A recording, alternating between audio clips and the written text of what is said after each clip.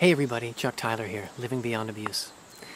Today we're going to talk about a huge factor in your recovery process and something to be aware of, and that's addictive behavior. So when we think about addictions, we typically think about drinking or drugs or smoking, and it certainly can be those things. But those are like the big three that the media promotes as being addictions. But addictive behavior can manifest itself in many ways. It can be anything that you do to excess, anything that you find yourself engaging in that doesn't move your day forward, that just kills time. It's a time killer. It passes the time quickly. Watching movies, watching YouTube, playing video games. Usually these days it's something with a screen. So it's actually something that distracts you from something painful, distracts you from dealing with something painful. So on my personal journey of recovery, I had multiple addictions. I had many addictive behaviors that I was exhibiting, and I was completely unaware of all of them. My whole life kind of became one addictive behavior after another. So let me get into explaining how I fell into that. Back when I went to my first therapist, when my memories of my sexual abuse, childhood sexual abuse, first started to come back, I went to a therapist, and on our first day together, I realized I had been abused, and I really had to deal with the shock of that and wrap my head around it. And he said to me, okay, now that you know, you have a decision to make. You can go into more therapy and we can continue forward, or you can take a break and get your head wrapped around this, take a little time and digest it, and then come back to therapy. And that's the route that I chose. I said, yeah, I'm gonna take a little break and deal with digesting this. So I did that, and I didn't go back to therapy for a long time.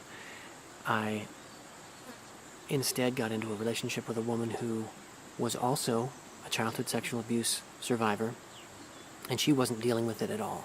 And I looked at her and said, oh, I don't have to deal, she looks fine, I don't have to deal with mine either. And we got together, and we ended up getting married, and that wasn't good for my recovery at all. I ended up then taking a job that I hated, paid pretty well, but I became a workaholic. I didn't want to be at home because I was in a loveless marriage. And so I spent all this time at work. Work became an addictive behavior. When I wasn't at work, I would think about work to distract me from my issues, from my marriage. So when I realized I didn't want to be at work and I didn't want to be at home, I formed a new addiction, and that was going to the gym and working out, which on the surface seems great, go work out, be healthy. But I was going 6 days a week, 3 times a day.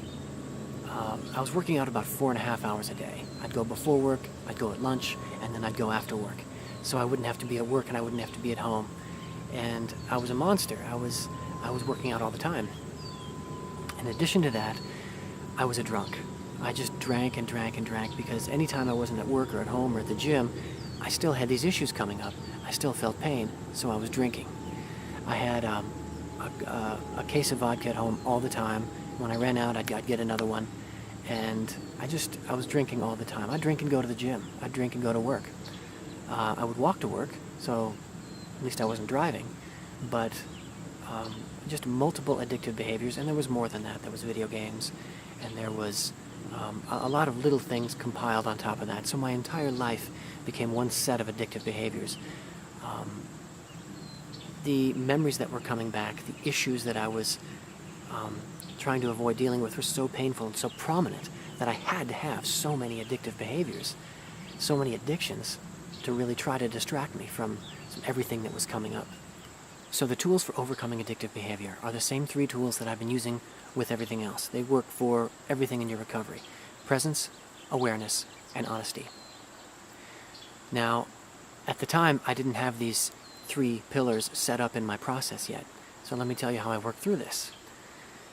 I was with my ex-wife, visiting her in-laws on the East Coast in their big, beautiful house for a week. I think it was over the holidays, actually. And I was away from all my addictions. I couldn't go to work. I couldn't go to the gym. I didn't have my case of vodka. I didn't have my computer for my video games.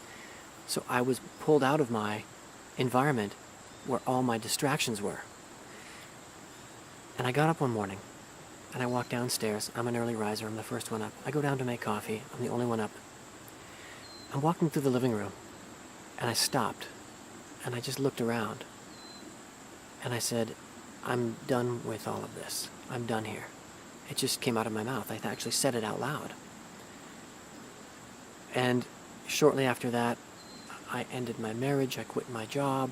I started my own company of stuff I wanted to do. I quit drinking. I quit drinking coffee, which was another big addiction of mine. I stopped playing video games. I did, in a course of just a few months, I took away all of those things that were distracting me from healing. So in retrospect, I had removed myself, without knowing it, from all of my distractions that were keeping me away from my issues, that were keeping me distracted from my pain and problems. And I was in this place, and all of my stuff came to the surface, and I hit a breaking point, and I said, that's it, I'm going to start healing. This is ridiculous. So in some cases, all of this addictive behavior that a person might be exhibiting can compound and pile up on itself and become huge and basically kind of collapse in on itself and lead to self-harm, frustration, maybe even suicide. Certainly that happens. I've never been a suicidal person. It just never made sense to me, fortunately.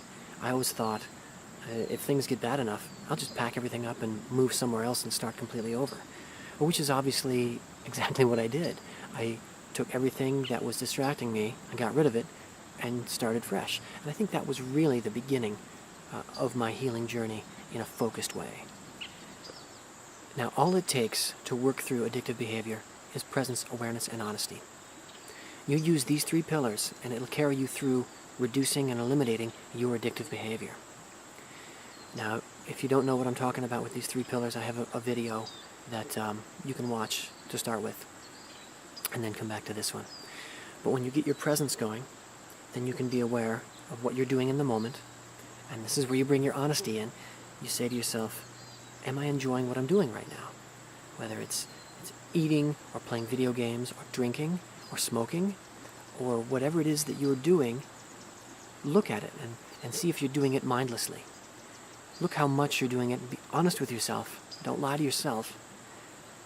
And notice, this is just too much. I'm doing this too much. It hurts for me to admit it, but I'm probably doing this too much. And you don't have to quit everything all at once. Don't do that. Go easy on yourself. That never works. Take what you're doing and reduce it by half. And drink less. I mean, certainly I started drinking less before I quit completely. So use these three things, presence, awareness, and honesty, and practice with them. The more momentum you get, the better you will get at it, and the more you'll be able to identify these things and get them out of your life. It's empowering.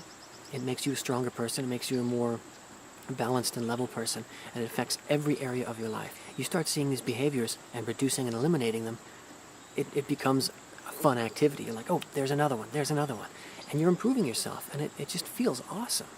So that is my solution for identifying, reducing, and getting rid of addictive behavior in your life. It worked for me. It's going to work for you. It sounds really simple, and honestly, it is really simple. Once you start doing it, you're going to say to yourself, wow, that was hard. Wow, that was easy. Because you just have to shift a little bit, and all of a sudden you're there going, oh, addictive behavior. And you'll start noticing stuff that you didn't even realize, you never would have thought was addictive behavior. Tapping a pencil, or gestures that you're doing, or just these little things that you do all day long. It's all empowering. It all makes you stronger. And when you gain momentum, it just gets easier and easier. Start with presence, awareness, and honesty. Practice with them. Get momentum going. It becomes a habit. It becomes a habit to do this, and it empowers you. It becomes easy, and you start building the new you and getting back to that person that you were before you were abused. So thank you all so much for watching. I really appreciate you. The sun is coming up and really starting to blast me, so I'm going to head back inside. If you enjoyed this video, if you found value in it, please help me out by hitting subscribe and like, and share it with someone who you think can get some value out of it, or who you think needs some help in this area. If you have any questions for me at all, put them in the comments section, or you can reach out to me on my website at chucktyler.com if you want to ask me some questions or get a conversation started that you don't want to put in the public comments section. Thanks again, have an awesome day, and I'll see you in the next video.